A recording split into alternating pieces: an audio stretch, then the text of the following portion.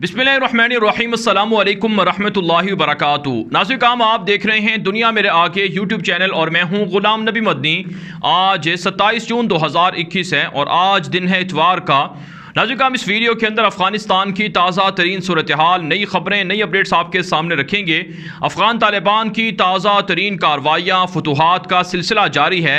अफ़गान तालिबान दावा कर रहे हैं कि वो काबुल जो अफ़गानिस्तान का दारुल हुकूमत है इसके करीब पहुँच चुके हैं। सूबा परवान है जहाँ से अफ़गान तालिबान की बड़ी कार्रवाइयाँ शुरू हैं और ये अफ़गानिस्तान के दारुल हुकूमत काबुल से महज 60 किलोमीटर के फासले पर है। यहाँ पर तालिबान की फ़ौजें पहुँच चुकी हैं, अफ़गान तालिबान के मुजाहिदीन पहुँच चुके हैं और ख़बरें ये भी सामने आ रही हैं कि अफ़गान तालिबान की स्ट्रेटजी है, उनका प्लान है कि काबुल जो अफ़गानिस्तान का कैपिटल है, जहाँ पर अशरफ गनी और अमरीकी और नेटो अफवाज के हेडक्वार्टर्स हैं, मराकज़ हैं, यहाँ की सप्लाई को ख़त्म किया जाएगा, बंद किया जाएगा। यहाँ पर शाहराहों पर, सड़कों पर कब्ज़ा करके आमदो रफ्त को रोका जाएगा और इसी तरह से बिजली और दीगर जो अहम ज़रूरियात हैं जो काबुल हुकूमत के लिए बहुत ज़रूरी हैं उनको भी रोका जाएगा। ख़बरें हैं कि काबुल हुकूमत के मातहत जो काबुल कैपिटल है, यहाँ के कई अजला के अंदर है, कई इलाकों के अंदर है, बिजली का शटडाउन हो चुका है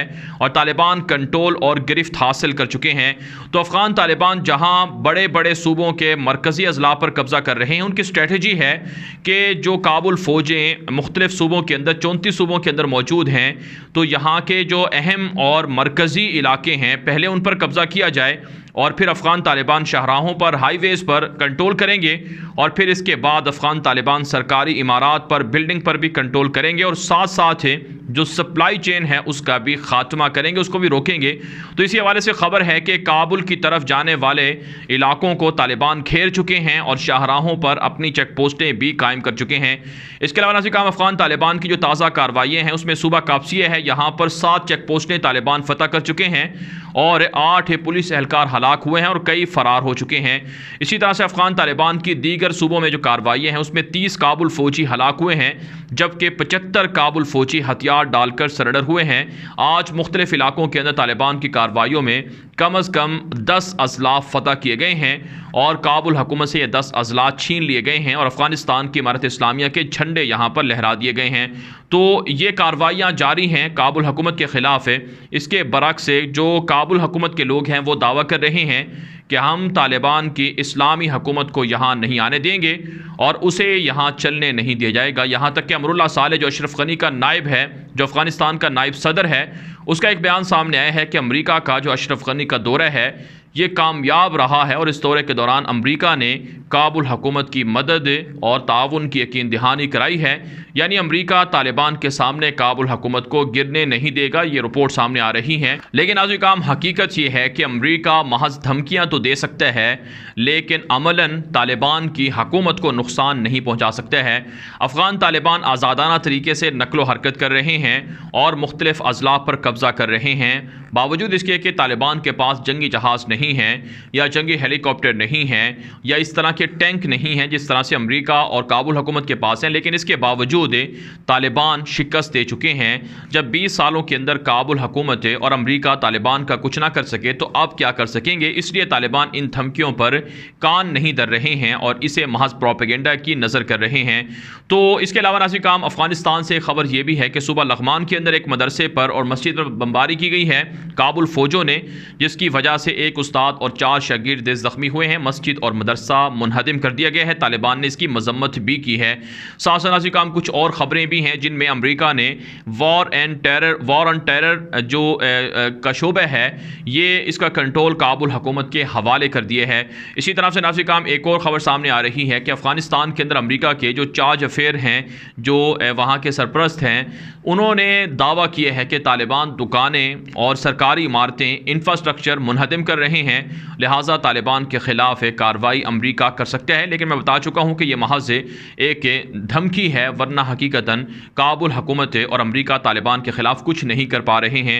इसके अलावा नाज़रीन काम एक और बड़ी ख़बर है कि नीदरलैंड की जानिब से डच मिलिट्री का फ़ौजी मिशन अफ़गानिस्तान से ख़त्म कर दिया गया है और नीदरलैंड की फ़ौजें अफ़गानिस्तान से निकल चुकी हैं। इससे पहले ऑस्ट्रेलिया अपनी फ़ौजें निकाल चुका है। बरतानिया भी तकरीबन अपना फ़ौजी इनखिला मुकम्मल कर चुका है। तो अब तक जो हमारे पास रिपोर्ट्स हैं कि अमेरिका और नेटो 70% से ज़ायद फ़ौजी इनखिला मुकम्मल कर चुके हैं और आने वाले 10 से 12 दिनों में मज़ीद फ़ौजी इनखिला भी मुकम्मल हो जाएगा।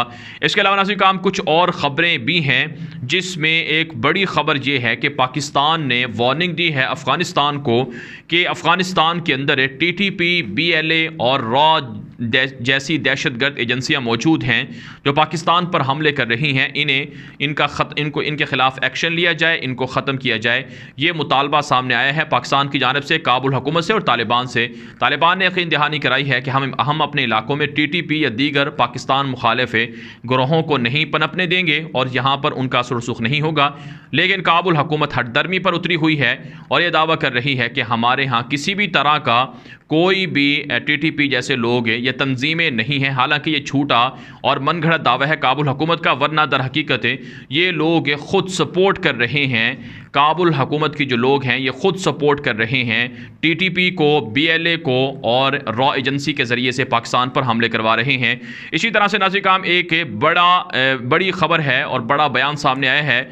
ये अब्दुल रशीद दोस्तम जो अफ़गानिस्तान से फ़रार हैं, जो तुर्की के अंदर मौजूद हैं, उनका एक बयान सामने आया है। उन्होंने ये एक इंटरव्यू के दौरान ये बात कही है कि काबुल फ़ौजें लड़ाई के बगैर तालिबान के सामने सरेंडर कर दें, क्योंकि तालिबान इस वक्त पावर में हैं, वरना नुकसान होगा। आप जानते हैं इसी वजह से जनरल अब्दुल रशीद दोस्तम अफ़गानिस्तान से फ़रार हुआ है, क्योंकि उसे पता था कि अगर वो अफ़गानिस्तान के अंदर रहेगा तो उसे भी मार डाला जाएगा और तालिबान उनको ख़त्म कर देंगे।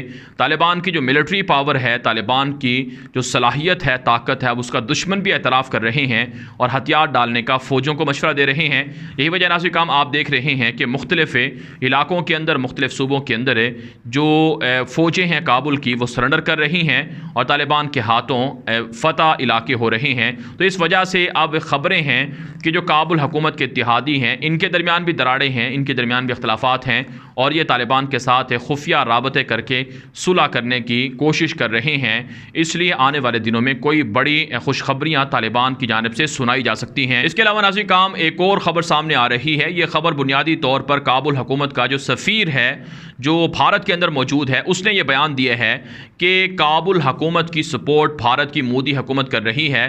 तालिबान की हुकूमत को या तालिबान के हमलों को मोदी किसी भी सूरत ना तो उसकी हिमायत करते हैं और ना ही तालिबान के साथ राबते में हैं। लेकिन आज काम भारत का मीडिया ये ख़बरें चला रहा है कि अफ़गानिस्तान के अंदर अलकायदा एक मरतबा फिर जड़ पकड़ रही है, जो कश्मीर में आकर हमला कर सकती है। अलकायदा के कश्मीर के मुजाहिदीन के साथ ताल्लुकात हैं, लिहाजा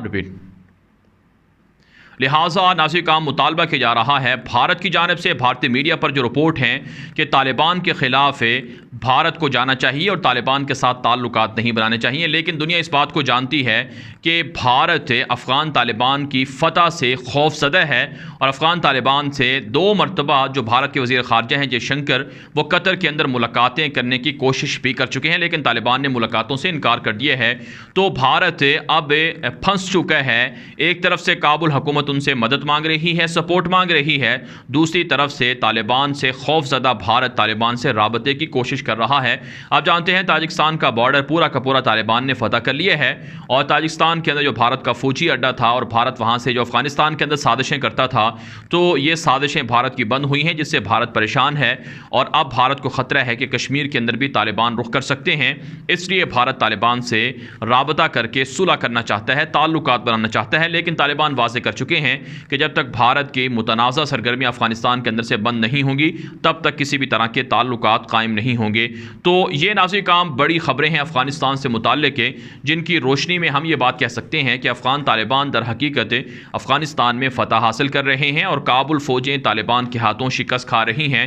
अमरीका और इसी तरह से जो उनके इत्तेहादी हैं वो शिकस्त भी खा रहे हैं और धोखेबाजी भी कर रहे हैं या मन घड़त बयानात भी दे रहे हैं, धमकियाँ भी दे रहे हैं, लेकिन तालिबान इन धमकियों की परवाह किए बगैर ऑपरेशन का सिलसिला जारी रखे हुए हैं। और अफ़गान तालिबान के ज़राए बताते हैं कि आने वाले जो चंद दिन हैं या आप कह सकते हैं 1 से 2 माह हैं, इनके अंदर अफ़गान तालिबान पूरे अफ़गानिस्तान पर कंट्रोल हासिल कर लेंगे। लेकिन दूसरी तरफ हम अफ़गानिस्तान के अंदर जो खाना जंगी के मनाज़िर हैं वो भी देख रहे हैं, क्योंकि बहुत से इलाकों के अंदर काबुल हुकूमत ने आम लोगों को, पब्लिक को हथियार देकर उनकी तस्वीर, उनकी वीडियोज़ नशर करना शुरू कर दी हैं। लोगों को असलहा दिया जा रहा है, लोगों को पैसे दिए जा रहे हैं कि वो तालिबान के ख़िलाफ़ लड़ाई करें तो उन्हें पैसे दिए जाएंगे। लेकिन अफ़गान तालिबान दावा करते हैं कि जब हम 50 मुल्कों की फ़ौजों को शिकस्त से दोचार कर चुके हैं तो हमारे सामने अफ़गानिस्तान के चंद गिरोह ये कैसे टिक सकते हैं, लिहाजा इनको भी हम ख़त्म कर देंगे। अफ़गानिस्तान की स्टेबिलिटी के हवाले से पाकिस्तान का पॉजिटिव रोल रहा है। पाकिस्तान दुनिया भर को वाज़े कर चुका है कि अफ़गानिस्तान के अंदर किसी भी तरह का क्लैश या खाना जंगी ये किसी के मफाद में नहीं है, लिहाजा सुलह के ज़रिए से, मुज़ाकरात के ज़रिए से हुकूमत आनी चाहिए। और पाकिस्तान अमरीका को वाज़े कर चुका है कि हमारे फ़ौजी अड्डे आपको नहीं दिए जाएंगे और ना ही हम आपके लिए किसी भी तरह की मदद करेंगे। इस वजह से पाकिस्तान पर हमले भी हो रहे हैं और पाकिस्तान को निशाना भी बनाया जा रहा है और पाकिस्तान को आने वाले दिनों में मज़ीद हमले करके नुकसान पहुँचाने की धमकियाँ भी अमरीका की जानिब से दी जा रही हैं। इस वीडियो के बारे में आपकी क्या राय है? अपनी राय कॉमेंट के ज़रिए से ज़रूर हम तक पहुँचाएँ। मज़ीद खबरों के लिए आप हमारे ट्विटर अकाउंट गुलाम नबी मदनी को लाज़मी फॉलो कर लें। आज के लिए इतनी ही इजाज़त दीजिए। अल्लाह हाफ़िज़।